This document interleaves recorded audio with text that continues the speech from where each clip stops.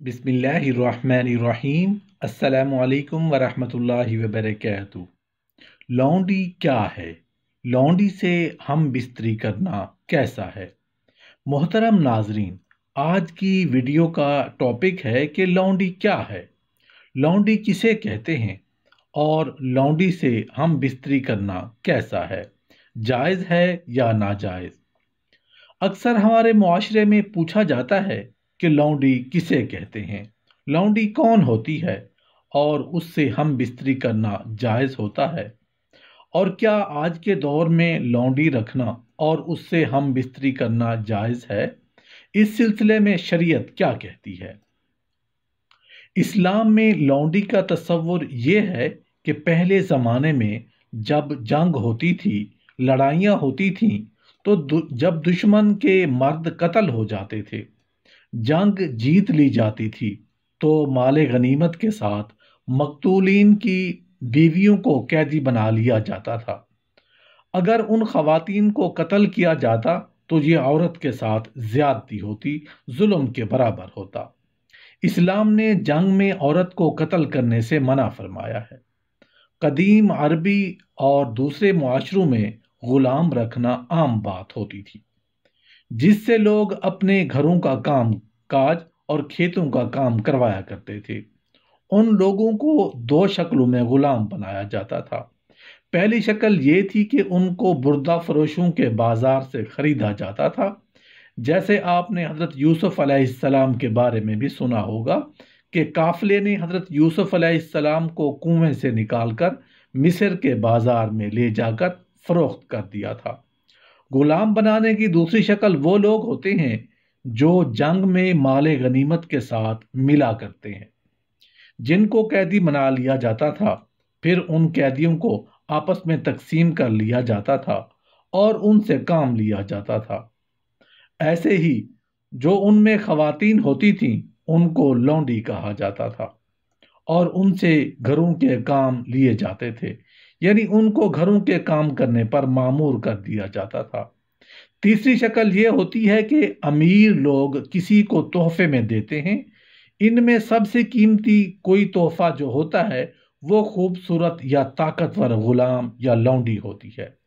بے شمار احادیث میں ایک یہ بھی ہے کہ حضرت میمونہ رضی اللہ عنہا نے روایت ہے کہ انہوں نے ایک لونڈی نبی کریم صلی اللہ علیہ وآلہ وسلم کی اجازت کے بغیر آزاد کر دی۔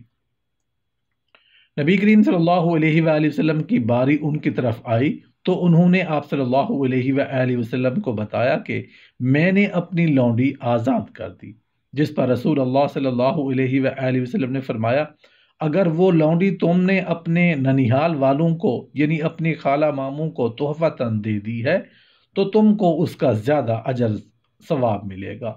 یعنی لونڈی کو آزاد کرنے کے کام کو اس دور میں بڑا اجر و ثواب مانا جاتا تھا، اور یقیناً بہت بڑا اجر بھی ہے اور بہترین صدقہ بھی ہے۔ کہ لونڈی کسے کہتے ہیں یہ تو واقعی سمجھ میں آ گیا۔ سوال کا دوسرا حصہ تھا کہ لونڈی سے ہم بستری کرنا جائز ہے یا نہیں، تو اس کا بہت ہی آسان جواب ہے کہ لونڈی سے ہم بستری کرنا بالکل جائز ہے۔ شریعت میں اپنی لونڈی اپنی مکمل ملکیت ہے، جیسے کہ وہ زر خرید ہو یا تحفتاً کسی سے ملی ہو، اب اس کی مکمل ملکیت ہے۔ شریعت نے اس کے ساتھ ہم بستری کی اجازت دی، لیکن بہت سخت قانون ہے، بہت سی پابندیوں کو فالو کرنا پڑے گا، بہت سی پابندیوں کی پاسداری کرنی پڑے گی۔ لوگ اس بات پر بہت زیادہ بحث کرتے ہیں کہ نکاح کے بغیر یا شادی کے بغیر کیسے کسی لونڈی سے ہم بستری کر سکتے ہیں، یہ تو گناہ ہے۔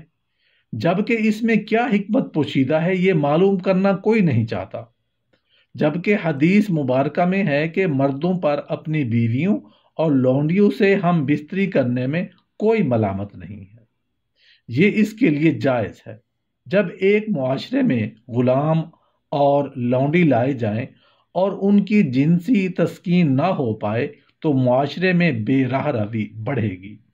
اس لیے شریعت نے اجازت دی ہے کہ مالک اپنے غلام عورتوں سے ہم بستری کر سکتا ہے، لیکن بہت زبردست قانون ہے جن کو فالو کرنا پڑتا ہے۔ چونکہ اسلام غلامی کی روایات کو ختم کرنا چاہتا تھا اور انسان کو غلامی سے نجات دلانا چاہتا تھا، اس میں حکمت کی ضرورت تھی۔ لونڈیوں کو، عورتوں کو پروٹیکشن دینا تھی۔ صاف ظاہر ہے کہ ان کو غلام نہیں سنبھال سکتے تھے، کیونکہ وہ خود صرف 2 وقت کے کھانے پر اپنی ملکیت کھو چکے ہوتے تھے۔ وہ ان لونڈیوں کی کیسے حفاظت کر پاتے؟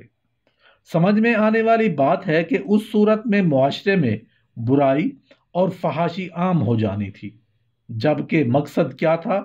غلامی کو ختم کرنا تھا۔ رسول اللہ صلی اللہ علیہ وآلہ وسلم نے بڑی حکمت سے اس نظام کو ختم کیا، اس سسٹم کو ختم کیا کہ لوگ نکاح کی بات کرتے ہیں کہ نکاح تو نہیں کیا تو یہ کیسے جائز ہوگا؟ محترم ناظرین، نکاح بھی تو نبی کریم صلی اللہ علیہ وآلہ وسلم کی سنت ہی تو ہے۔ اگر نبی کریم صلی اللہ علیہ وآلہ وسلم نے لونڈی کو نکاح کے بغیر جائز قرار دیا تھا تو اس کو ماننے میں کون سا حرج ہے؟ رولز نکاح میں بھی فالو کرنے ہیں اور اس عمل میں بھی فالو کرنے ہیں۔